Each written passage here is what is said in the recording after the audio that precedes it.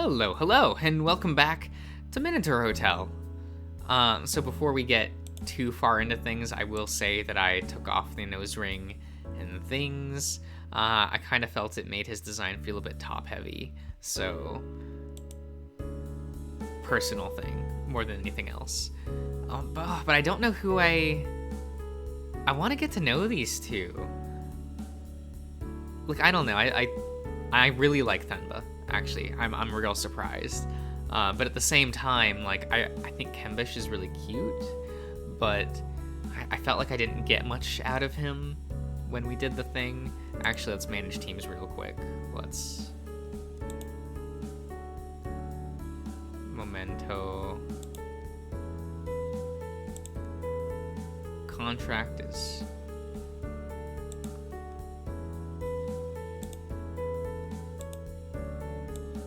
So if I did this,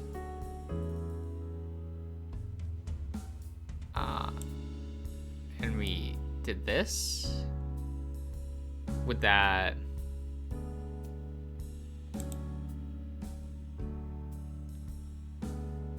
Okay, and let's, we'll hit finish. I do want to spend time with Thenba. I think he's cool.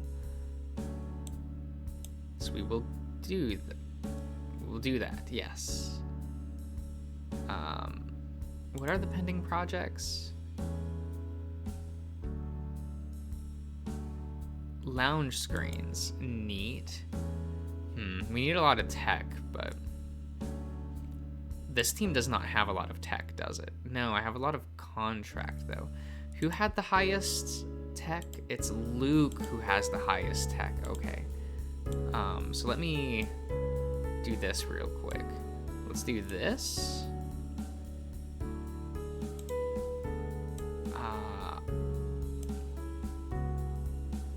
Okay.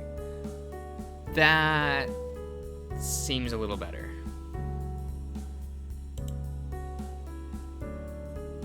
That's cool. Let's do that. Yeah. Confirm. Done planning.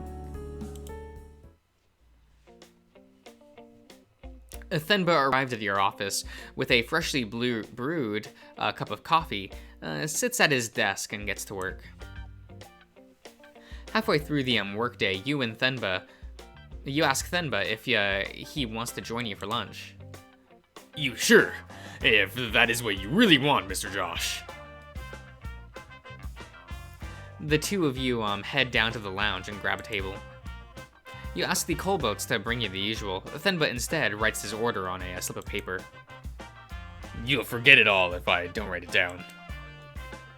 You quickly finish your meal and then spend the following 2 hours twiddling your thumbs. Oh, excuse me. Thumbs awkwardly as Thenba eats dish after dish. Don't say I didn't warn you. Aside from my morning coffee, I have only one meal a day, so it really has to count. You could have been more explicit, Thenba. Regardless of the setback, you both still managed to get plenty of work done. By the end of the day, Thenba has secured 6 raw material. Let's check in on the R&D team. Your team has made some progress, but nothing was complete. Let's check in on the exploration team. They, looks like the team found something. You obtain a clay tablet narrating a small tragedy of human folly. You can read it by opening the files in the menu. The Minotaur holds the fruit bowl, overflowing with pomegranates. Although against his chest, he hums a song, and each step downstairs follows its rhythm. This is a prayer on the tip of his tongue, and many whisper as well. Therion holds a smile of his as he anticipates all he will say to Lady Hades, Lord Hades. He crosses threshold upon threshold until he arrives at the garden. The fresh early night breeze coats his. Wait, the fresh early night breeze. That's the okay. Coats his shoulders like a mantle laid over a prince's. This that entire statement ruined. I could not read that. Oh, holy shit. That's amazing. But he and his prayers are not alone. The dragon from the east stood a foot away from Lord Hades' statue. He studies the thin stone of the god's robes, the fine detail of the helmet in one hand, the almost warmth caved into those eyes, the flower in his hand as an affodel that past its prime and shriveled but still lingered on. Therion stops, staring at Kota as if it was the first time seeing the traveler. And the sky too, were its stars always so bright. He cradles the fruit bowl of its pomegranates in his arm. He steps forward, catch the dragon's attention. Therion, hello. Kota, good to see you. If I may, your scales are quite striking, with the night sky a backdrop. You're too kind. I can't recall the last time I heard a compliment like that. It's true, and the flowers, the whole field of them, suit you as well. Thank you, but let's be frank. Only a true monster, loathsome of heart, whatever its appearance, would be out of place here. The garden is so serene. I hadn't given it a chance before. The statue and the flowers seemed too solemn at first glance. Almost sorrowful. In truth, it frightens me. But today I realized something. That is the only place in the hotel where plants grow. Aside from the valley, of course. Isn't that so? Correct. The statue is quite special and dearly cherished. I can feel something from it. My hearing dulled as I approached, as though I'd been surrounded by velvet. I can hear my heartbeat, feel it in my fingertips. And the air here, it tightens my chest with how much it reminds me of home.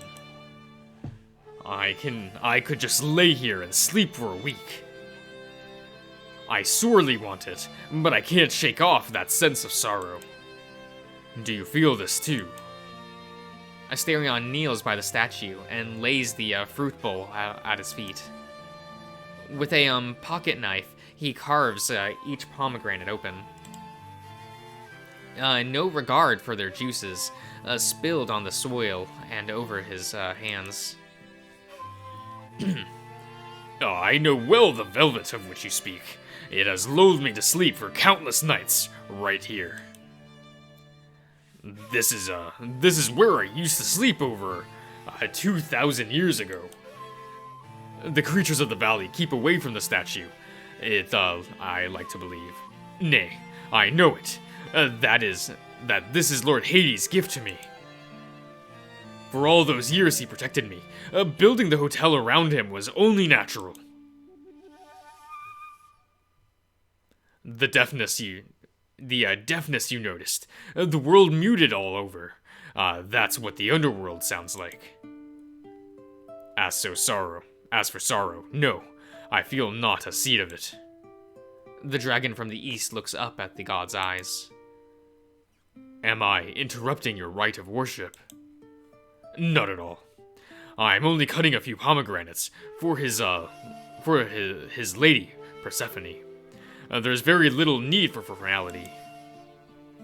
Nevertheless, the dragon kneels, but not before readjusting his robes. Is that so? I would not expect much more. I would expect much more pomp for a worship of a deity of the dead. Oh, that. It's a long story, a sordid story. I wouldn't want to burden you with unsightly details. The Minotaur runs a finger on the tender, pink flesh. He collects the full and bursting seeds with his fingers and lays them on the statue's feet. But if you would allow me, I do have an indelicate question for you, Kota.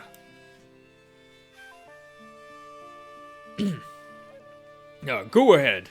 You are my host. And if the discomfort is bearable, I won't shy away from answering. Therion's hand drips with the red, so familiar to the denizens of the underworld. Are you a god? Pardon. Are you a god from the east? I have heard tales of the eastern pantheons, although not enough to form a full picture. Are you a god, or the equivalent of one? In a sense. But what counts as a god in my homeland is quite different from what I hear about the Greeks' pantheon. I am, or rather was, the god of a river. One with cold and gentle water, which were good for fishing, growing crops, and brewing sake. Quite different from Lord Hades, or even from Christ for that matter. Even in my prime, I was only a small and local deity. Nowadays, I'm smaller still, although one could argue I am no longer a god at all, having lost my river. That's a part of why I'm traveling the world. I have no home to go back to. Did something happen? The waters of my homeland were contaminated by something vile, and can no longer hold life. I would have died had I stayed. I am sorry for your loss. If this land could sustain a river, blessed with the riches you deserve, I would carve it out of the earth myself, that you may call it a home. That's kind of you. Too kind, in fact. It is appreciated, to be sure, but I could not accept such a grandiose gesture. Reject the gesture you may, but accept my sentiment you must. As would any grateful guest, I shall. I must bother you with another question. Would you happen to know at all what would happen to the Greek gods? I am sorry. I am afraid that I do not. But if you still fear them, please calm your mind. I can only imagine that, with no worshippers, they must be dead by now. Or perhaps they are like me, with little, if any, power left to their name. Although, I pray neither is the case for your dear Lord Hades. The Lord of Good Counsel was an excellent ruler, beloved by his people, but always distant towards the surface dwellers. He must be fine today, just as much as he used to be. The Minotaur's palms are wet and sticky with the pomegranate's juice. He puts the pocket knife in the fruit bowl with a discarded husk. with the discarded husks, and cleans his hands with a handkerchief. Her Majesty, Lady Persephone, will surely smile upon us today, and always. Perhaps she may even bless our upcoming celebration. Oh? Is there something happening? The Minotaur's eyes flick back and forth, along with his tail. Yes, an idea Mr. Josh and I have been toying with. A few days ago, he decided to rename the establishment the Minotaur Hotel. He wants to announce it next Monday. We're thinking of doing a little ceremony to go along with it. Can you believe it? The custom has always been to use the current master's name. And now, he pulls this on me. I should stomp my hoof and say no. It's too far, but...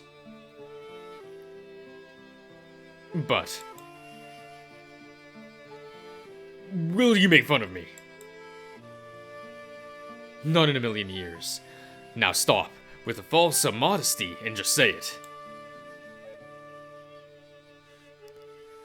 This is a wish of mine. I used to go to bed and imagine it happening, hoping I could live it in my dreams. I do not know how to put it into words. All these things happening, you and Luke, and the other guests, the laurel wreath, the things Mr. Josh and I have discussed. I feel like a calf all over again. You deserve it. Thank you for all your work. You give us a home. And thank you for being a friend.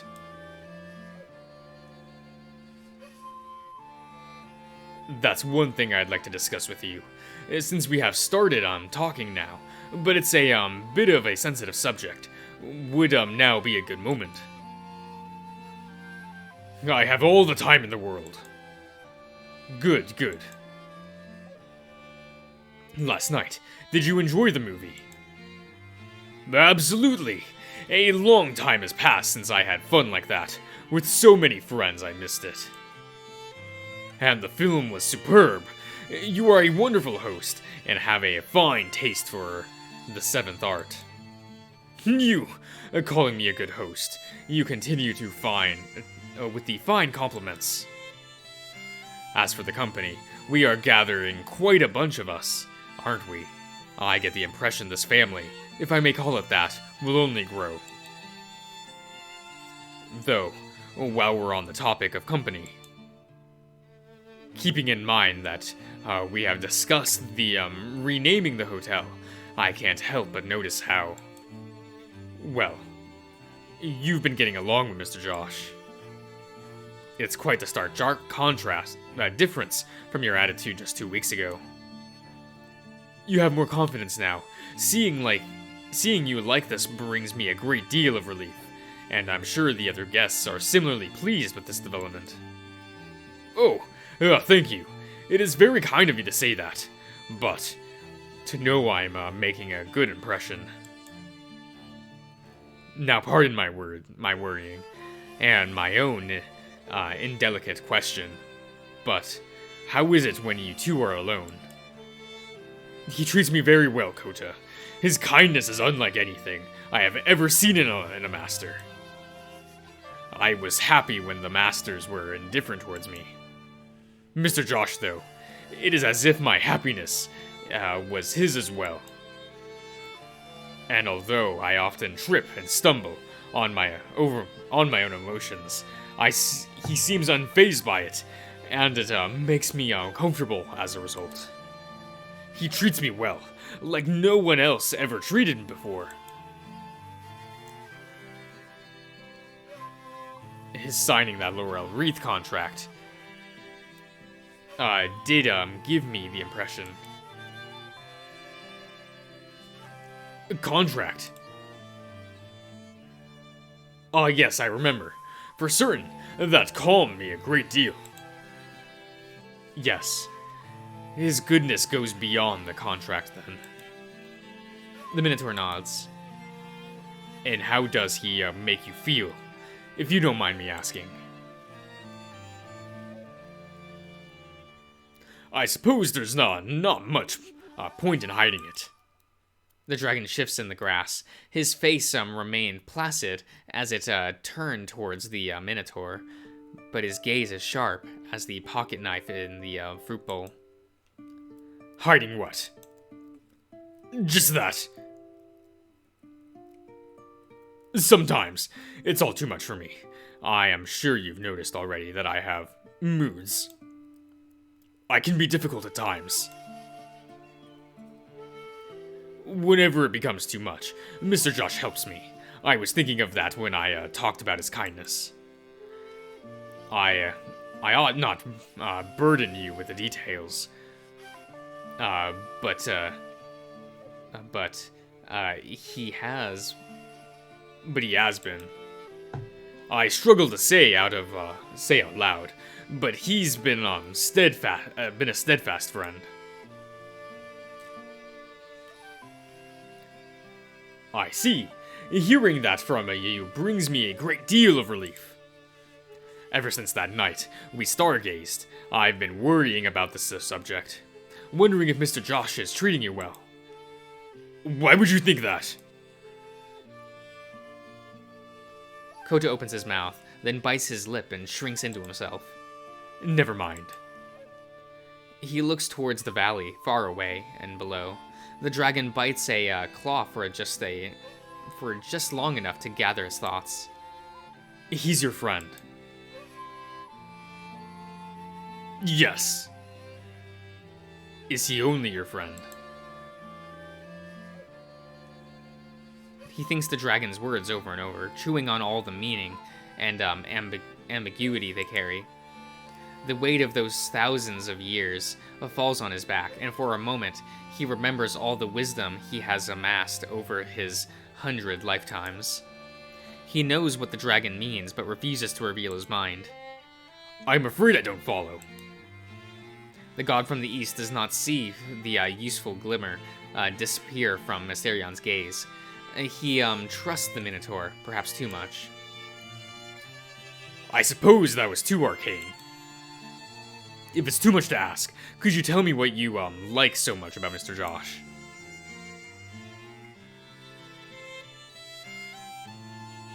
This is much easier. Perhaps too much so.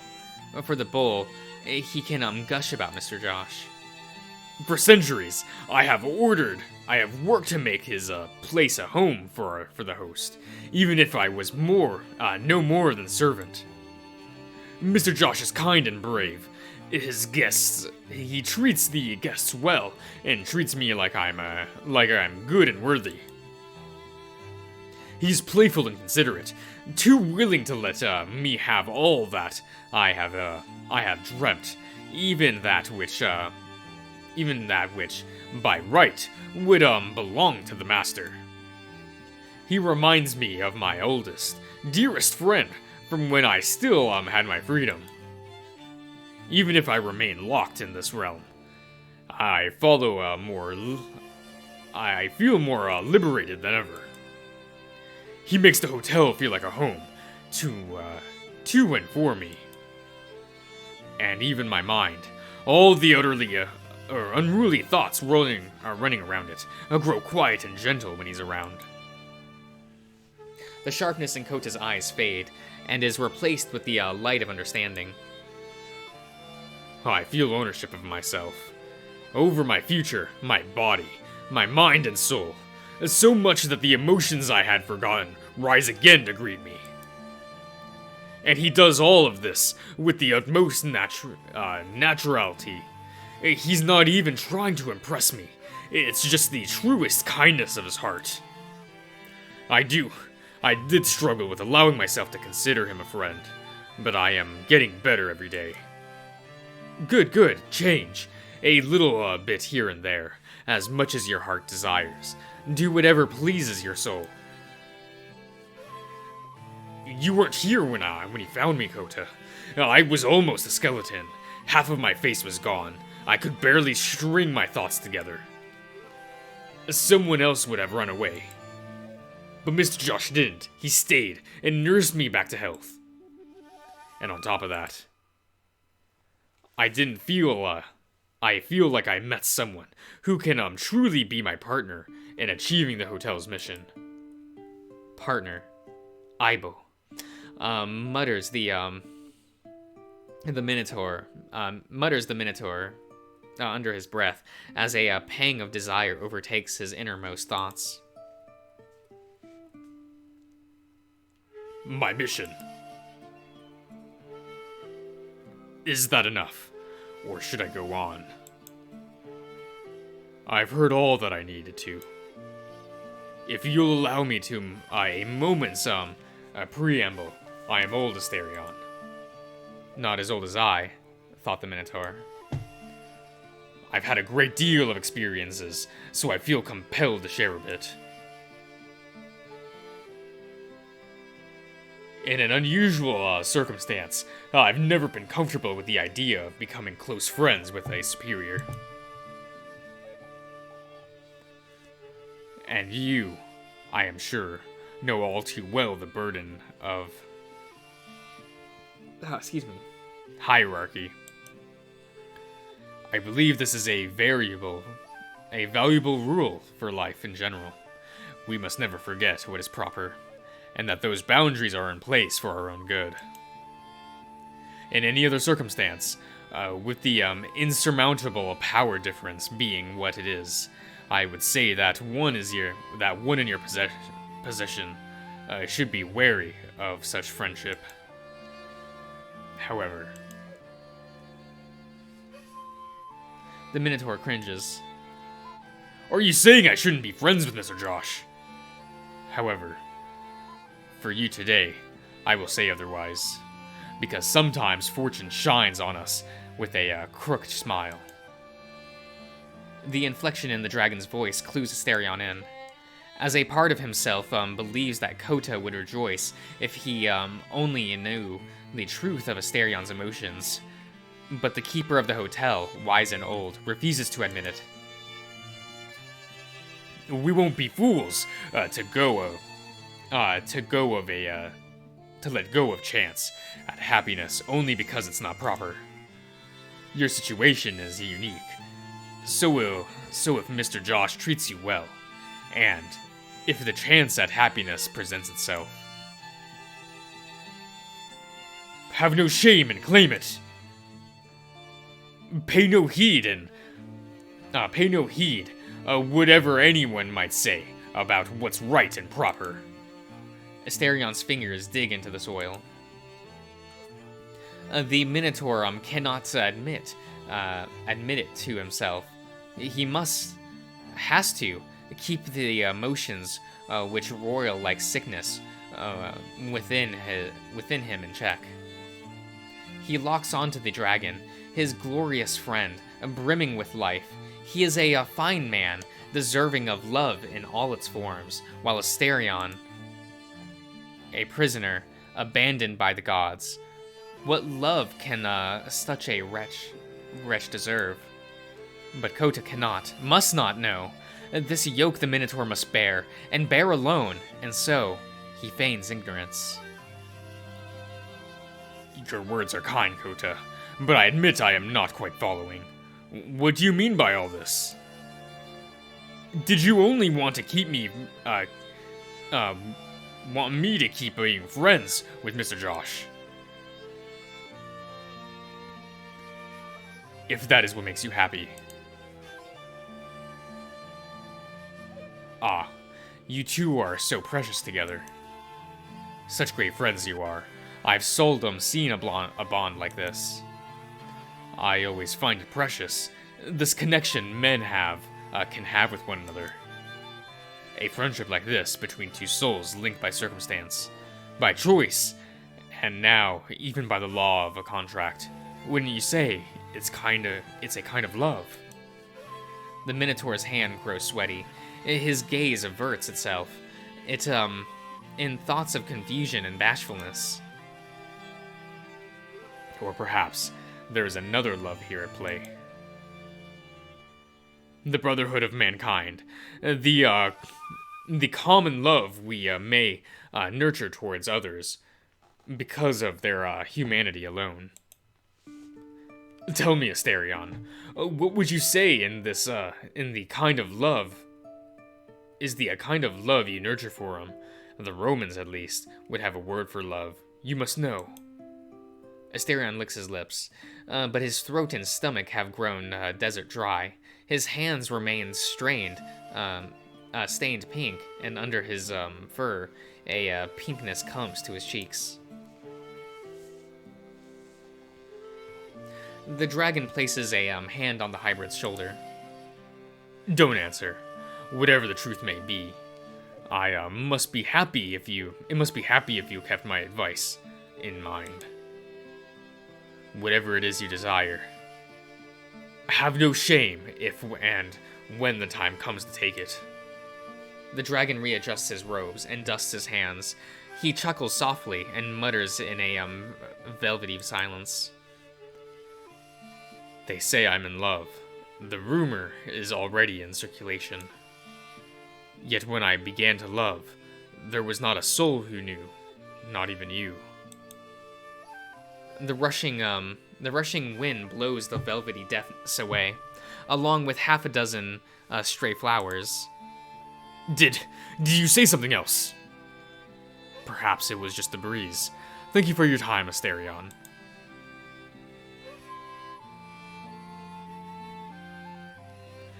Asterion is left behind, cringing like one whose shameful nakedness has been brought to light.